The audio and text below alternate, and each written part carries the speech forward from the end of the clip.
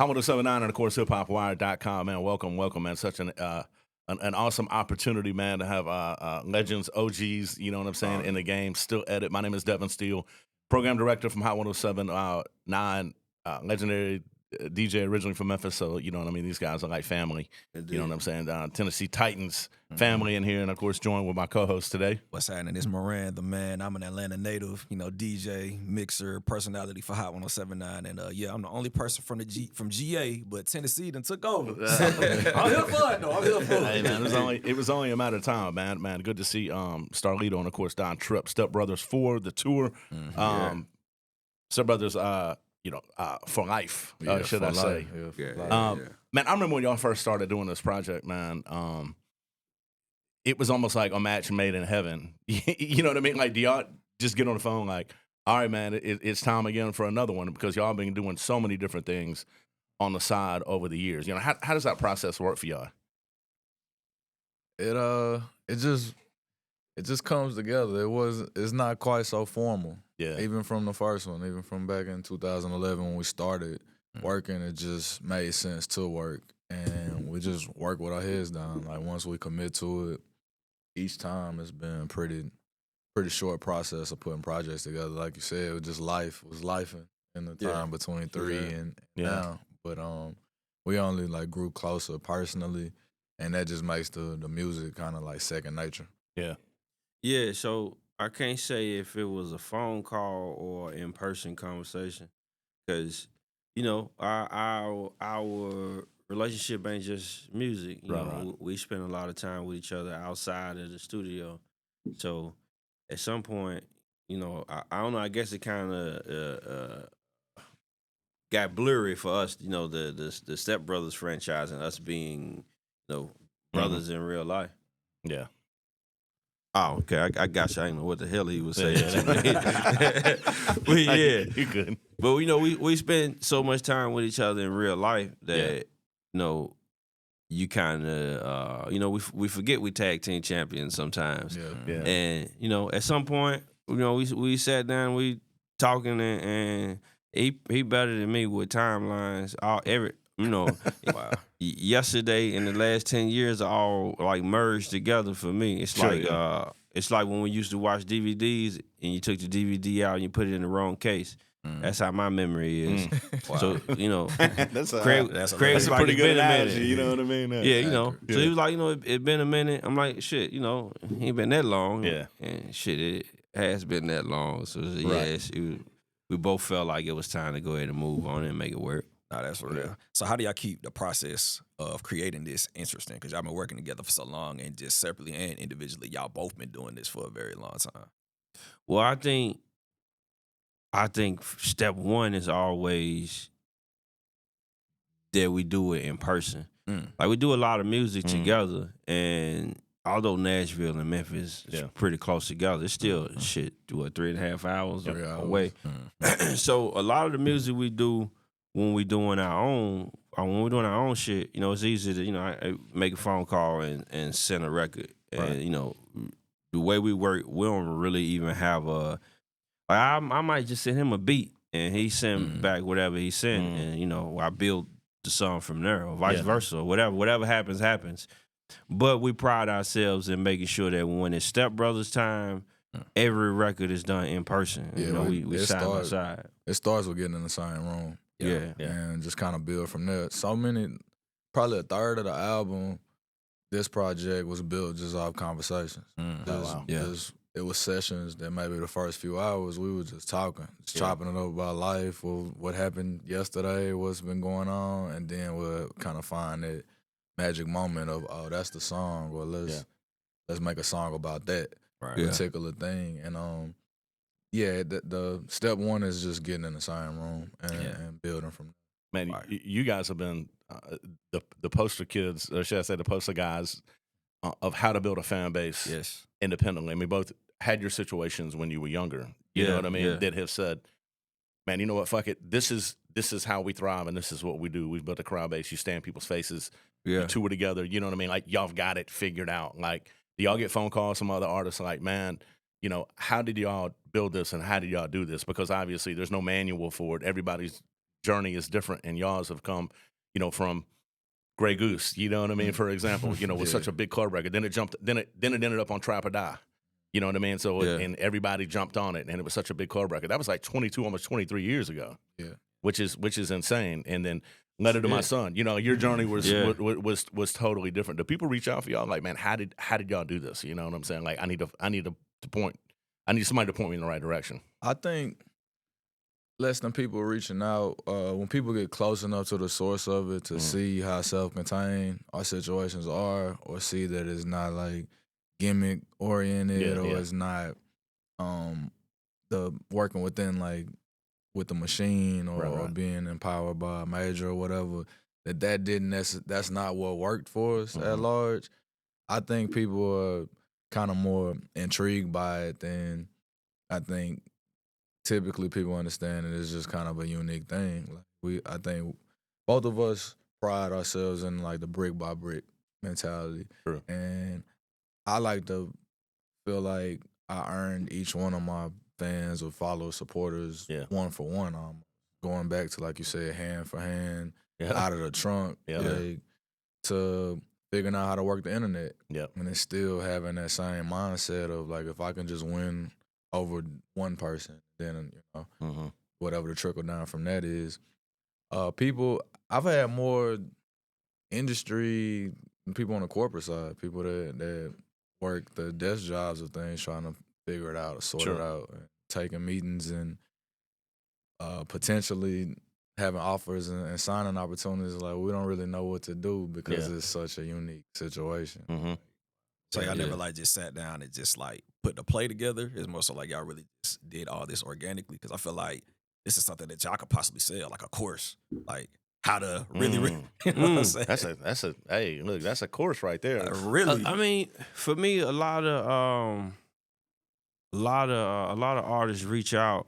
I try not to give advice per se, because like you said, ain't no set way to do this, and because it worked for me, don't mean it'll work for you. Right, that's true. So what I do, I try to help them understand what worked for me, how it worked for me, and what didn't work for me, and through that, hopefully you can take the pieces you need and see what works for you. But I think that's why we exist in this space, because the glitz and the glamour wasn't never what we signed up for in the first place, right? And to be able to do it on our own, so to speak, or being able to do it even though it's not traditional. A lot of people think it's only one way to do this, and if you don't go that route, then you You're wash not away the formula. Right. And And for us to be able to still exist in the space we exist in, I think that in itself is unique. And I don't know. Well, a course might be something to do later on. You can't coach and play at the same time, so That's I real. had to explore that a little later. After a few of the college funds is paid for. I think it's as no 2 days are like, no situations are the same. True that. Because even though this works, us combining our energies, like you were saying, our routes, our journeys to get here, even by the time we met, was so different. True so that. vastly different. Like, I can say the time we met was when he was closing his deal. I learned a lot by just like my experience in the 6-7 years being signed up to that point, but I learned so much just from watching what he was going through, because his deal was so different than mine. And like that was like also a pivotal time of figuring out, like I said, how to work the internet, how we went from having these big budgets for full production music videos to songs were popping off viral videos, off day in the life vlog style things. And I was like, no, you just gotta keep the camera rolling. You gotta give it all to them. Peel back the curtain a little bit. That's what a connection is. Like a minimalist approach to certain things. Like, at the end of the day, people just want to see you and hear you. And dressing it up, like, well, then it's really expensive to dress it up like that all the time. Like, versus we can kind of streamline more content by just kind of keeping it real and just being ourselves. True that. And so that's always my my advice is be yourself. Figure out how to hustle that, like present that. That's real. You also, you know, Trip, you dropped 24 projects in 24 months. You fully took, like you said, insane. like the approach to behind the velvet curtain, and people are intrigued because you don't have that machine. Y'all taking advantage of that because people want to sneak peek. They want to know. You know what I mean? And you've taken full advantage of that. Both of y'all in a world of technology constantly changing, and where the budgets, like you said, the big budgets, some videos to now you don't even need $7,500. You can do it. Find a great videographer for $2,000, $1,500 to do an amazing edit. Some young kid in his room, you know what I mean? 24 hours later, you got your first edit. But I think it's given y'all an opportunity for people to kind of really see, who y'all are. I think who y'all were, 20 years ago, 22 years ago was totally different. But I still see some of the same undertones. Like y'all enjoy sample heavy music, which I love as a hip hop head. You know what I mean? I mean, I know y'all love some good, boom bap. You know what I mean? Some good Memphis snares and 808, but at the same time, you know what I mean? Like it's still great. It's a hip hop project when y'all put something out. That's kind of how I feel, and I think it's kind of I want to say a lost art form, but I think y'all kind of sneak in what y'all really like, which leads me to my question: like, what do y'all really listen to on your own time? You know what I mean? Like when you're in your car, what do y'all listen to? Because I ask, you know what I mean? Like I'm intrigued because people ask me all the time what I listen to, and they may be surprised. But Lito, what do you listen to? Like what's right now on your on your change or on your Apple on your iTunes or your Apple Music or your Spotify right now? Most frequently, I listen to music in the gym or in the car. Yeah, and more so in the gym because my phone's always ringing in the car, or my daughter runs the show with car music. But I listen to a lot of music from a certain time period, probably like early part of my career. I find myself listening to the music from probably 2002 to about 2009. Like I'm almost stuck there as like a music fan. Yeah, like what you said about the bars, like we trying to bring it back to that and make the lyrics matter. Yeah, we actually write our raps. Right. No punching in. Y'all just. I mean, y'all not just going in the booth saying stuff. Right. It's not just the thinking on your feet, and that works. I've seen it work for a lot of people. I've done it. Yeah. But matching with him, it's like all right, I gotta make sure I sharpen. I'm at the pencil sharpener before I get to the studio and all of that. But musically, I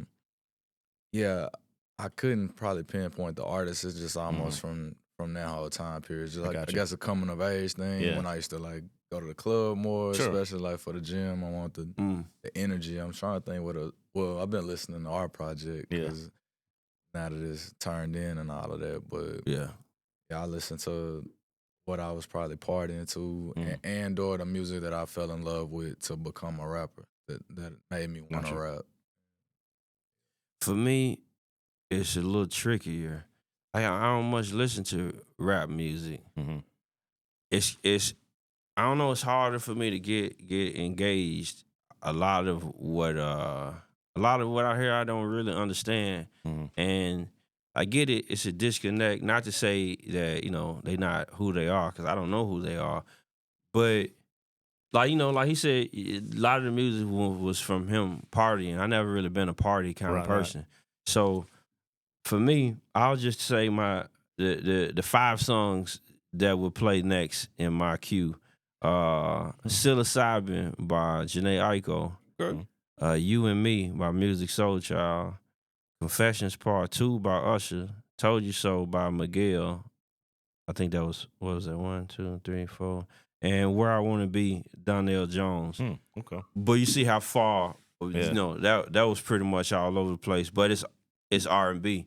I don't know. For me, I don't pick the music, it pick me. And for most of that, like he said, I think maybe 3 of the 5 songs I just said are from, me growing up. From, so it was music I fell in love with, before I became an artist, before I was established or even had the idea of being such. Yeah. But for me, I can only rock with the music that give me chills the first time I hear it. Yeah.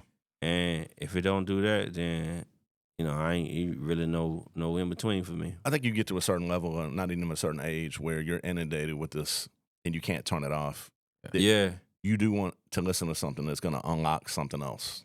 Indeed. When you're listening to it. Like, I DJ'd so much of my life between I was 18 years old and now I was 42 years old. Yeah. That, like, I don't want to hear those 60 records. I really don't. I mean, I can play them. I could go in any club right now and with any sections, any bottles, and rock. It don't matter where. Right. Atlanta, Memphis, Nashville, it doesn't matter. But it's like, I like to play and I like to listen to jazz and world music and originals, you know what I'm saying? And samples and like funk. And then I go back and I get on my stack shit, you know what I'm saying? Then I go like, my 80s hip hop shit and things that I grew up on. Yeah. I'm a little bit older than y'all, but the Mantronics of the world, you know what I mean? People that were before their time, Just Ice and people like that. What about Moran? What do you listen to? Man, currently y'all familiar with Sango? No, you got me. DJ producer, Yeah, I've been listening to a lot of Sango. Honestly, I've listened to a lot of R&B too. Yeah. A lot of just classic R&B. Isley Brothers, low key. Oh yeah. Low key lately. That's what I've been listening to lately. But it unlocks a certain part of your brain that I don't think we're exposed to as much as when we were growing up. You know what I mean? Yeah, I went back and looked at some of my workout playlists, and I always throw some really dated R&B things just to palate cleanse, just change my vibration. Yeah. Harold Melvin on Blue Notes, Ripperton stuff. But it's like I listen to UGK, Riding Dirty religiously. I listen to 400 Degrees, absolutely. like it just came out yesterday. Yeah. I listen to Jeezy, The Recession a lot. I think that album called, that's my favorite one from him. And Scarface, The Fix. Oh man, that was it's that life music. That album, especially Riding Dirty. That's my favorite UGK album. Yeah, that was the 4 albums that are timeless to me, and probably Jay-Z, American Gangster. Yeah, man, some great. There's a couple from Jay-Z are holding near and dear, but yeah, it again though it's the music that I don't know. It might even be just that music kind of is like a time capsule, and listen to that and. It might remind me of the space I was in when I first heard it, or or when that music affected, or when it had the biggest impression on me. Yeah, and I think that's what it is, and it might just be, age, and even in that sort, when it comes to the new music, I try to watch how I say it, because a lot of people take it and assume, like I'm against new artists or something in that sort, and in reality, I just think. That what's for you is for you. Right. And, I ain't got nothing against nobody, really. I love it all. Well, the other side for me, as far as like a listener, and I guess it translates into the way that I create music. I like projects. I like a full, like all those that I named. I didn't really isolate any songs from them. Those are 5 albums that I can just let rock. The project itself. So the same, like I'm into a lot of current and new music, but it's very rarely an entire project. There's songs that catch my ear, and I'm kind of stuck with it, or I like it. But very rarely can I let a lot of like the current stuff just rock out, because everything is kind of like in a microwave, so to say. And even for us, we like try to craft projects with some concept, with something cohesive about it. This project, namely, last project I did with one producer, and like preserving the theme, like, cause that's the way I like to take the music in. So, less than a song or a moment, the time capsule is something that I feel like comes with great music. It's a real thing. I agree. I am curious to know though, seeing how y'all have such this big independent presence. Have you ever had any incidents where maybe like y'all felt like y'all were being treated like outsiders, maybe? And the reason why I ask, I vividly remember the first time I caught wind of you was when you were on the XXL freshman cover. Right. And I was definitely Outcast there. Yeah. I was just asking because I remember it was like, it was like this, who's this guy? Yeah. And then everybody heard you rap. They heard the freestyle. It was like, oh. So. Yeah. What was that like for the both of y'all? I think that's the only way I ever been in life anyway. Like I don't smoke, I don't drink, I don't party. I don't much sell. I mean, for my kids, that's a whole different story. But for me, I don't know. I ain't really into nothing. So, you know, me being outcast or outsider, so to speak, for me that, you know, it works perfect. I mean, in music, Outcast was one of my favorite groups, and in wrestling, Outsiders was one of my favorite groups. So, you know, it just works. It works for me. So, you know, I think the more I'm you know, alienated or I'm you know, considered an outcast or outsider, I think the more people get to see the real me, if that makes sense. Yeah. Cause, you know, I don't really have I don't have a gimmick. I don't, you know, I don't follow any trends. I don't much pay attention to that kind of stuff. I just do what works for me. Right. And I don't much, you know, I don't really care if what works for me don't work for somebody else, because it's what works for me. I mean, you got to consider in music, you know, I hate to pat myself on my back, but I feel like I was one of the first artists just to display being a father in my music. Absolutely. I'd agree. And then at the same token, right now, I think I saw somewhere that the T Grizzly mentions being married. But same deal. I feel like I one of the first artists or few artists that will speak about being married. For, you know, I don't know why, but in rap music, it's like taboo to say you got a wife. And I don't get it, but it is what it is. But I think all of those things are what make me who I am. So, you know, on one note, you can look at it like, you know, I don't fit in, and on the other note, you know, I stand out. So yeah, great perspective. What about you, man? The outsider mentality, I probably set that mindset aside around the time that we met, and it was ironic you mentioned the Double XL thing, because I think the year before he was on the cover, I was kind of pivoting, about to go fully indie, and I was making some waves at the time, around the time we met, and I remember feeling slighted. I was like a finalist or something for the Double XL that year before, and I remember at that time feeling, I guess, like feeling some type of way about not being included. I had been signed and otherwise, so that wasn't something that like really defined anything, but it was, especially during that time, it kind of meant more, or it was kind of a token thing. And when we started working together, I kind of set that whole like mindset aside of like, and just like the success of the First Step Brothers kind of reformatted my whole like approach to a lot of it, of like, what's for you is for you. Like, nobody gonna be able to stop it or take it away from you. True that. And your success can't be defined by someone else's perception of what you got going. Because I mean, we mentioned on the album, there were people that thought it was a terrible idea for us to do that project. And immediately, like, the buzz, and like we haven't gotten off the road together since then, 14 years later. So it was like, same thing. Like, well, I'm a one-on-one, and so if that alienates me in certain spaces, so be it, because I'm comfortable in my own skin, or I don't know another format at this point other than going about it this way. Yeah. If it's not programmable, if it's not trendy or otherwise, I'll trade all that in for the staying power, because I've seen tons of artists with bigger records and higher highs, but probably lower lows. Once it's down, it's down. Right, they fell off harder, they fell off faster, and it's like to still be able to like move on my own terms. True that. Like, I choose this every day over being more in the mix or in the, for sure. Y'all have released tour dates, of course, a new project that's about to drop. Obviously, that list of cities is going to expand. From somebody that's never been to a Step Brothers show, you know what I mean? Like what does that crowd look like, and what does that show look like for somebody that's never seen it before, may have heard about it, and you know, somebody told them about it. You know what I mean? Like, what does that feel like? Well, the crowd, diverse. Yeah, it's very diverse. Man, I don't know. The Step Brothers brand has brought us to places that I didn't know existed at first. We was in, what is that? How you said Des Moines? Des Moines? Des Moines, Oh, so the S is silent. But yeah, you know, we was where's that, Iowa? Yeah.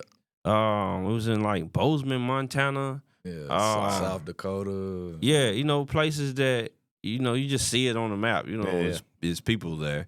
Right. And, you know, we've toured in these places and all kinds of people came out, you know, and I don't know. So I guess for the audience, man, it's all walks of life. You know, you never really know. And as of late, like it's even been a younger audience. It's like the, you know, the teenagers. Yeah. And I never really, not since I was a teenager, I never really had a teenage audience. And I don't know what it is. Some you know, some spread, and you know, I'm grateful for it. And I think that's refreshing to know that, you know, that our music resonates to a younger audience. Music discovery these days from this is an amazing thing. I mean, I still use it for music discovery. I mean, when you see a lot of Memphis rappers from the 80s and the 90s doing shows in Europe. Yeah, you know, definitely. Tommy Wright III, shout out to him. He's running. See Spanish Fly in Germany. Yeah. Performing Smoking Onion. You know what I mean? It's like, man, what are we doing? Right. But it's just the music discovery process, you know what I'm saying, is an amazing thing these days. Man, I hope y'all take a camera crew with y'all on tour, because I hope y'all are able to open people's minds and eyes to see who y'all are and what y'all do. True. You know what I mean? It's part of the process. You know what I'm saying? I hope we get, you know, more. I hope y'all's merch game is right, because, you know, them folks come with those credit cards. You know what I'm saying? You know what I mean? And I hope Atlanta is on the list too, so we can get out there and support you 100%. Almost definitely. And spread the word. You got anything you want to wrap up with, man? Oh, man, shoot, man. We'll probably be here all day, but one thing I want to say, one thing I want to ask real quick, what is something you learned from him and vice versa? Question.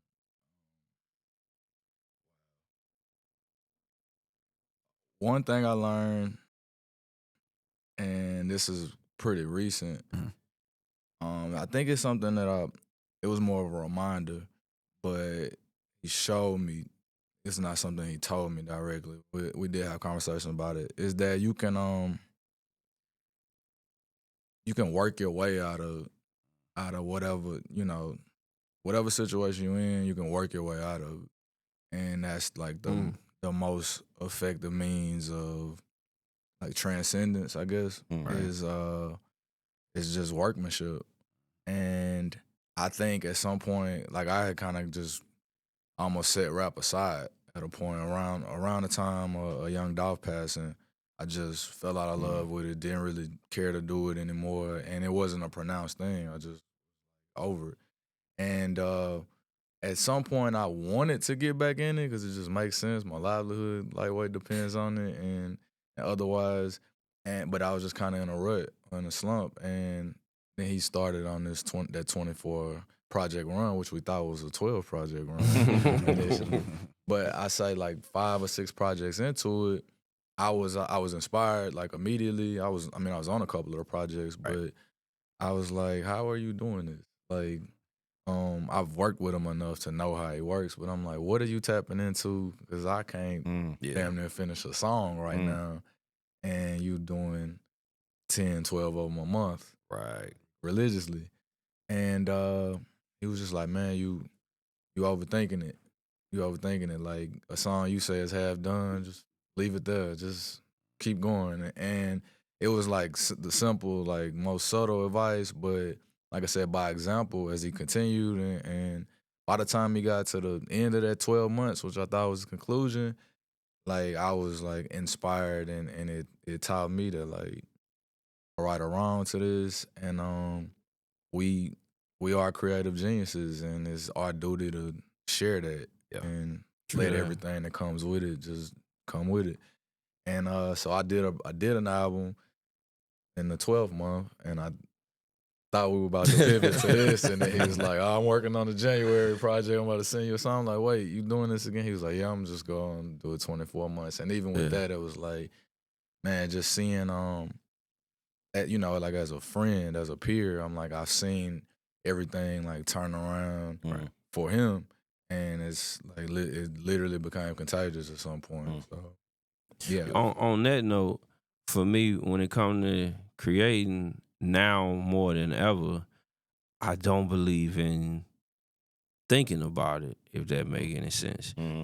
I think we've all watched a TV or a series on TV, and you love the first 3 seasons, and then 4 and 5 just seem forced. You're like, man, what is this? Yeah. So that's how I look at music. I'm like, when I get to 3, season 3 was great. All right, let's think of something for 4. Let's think of something.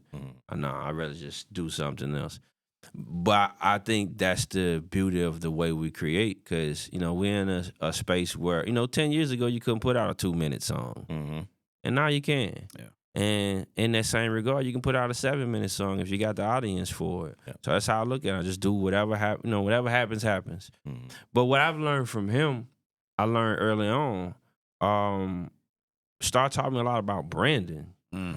And same deal, it wasn't so much as a conversation. It was just, me paying attention.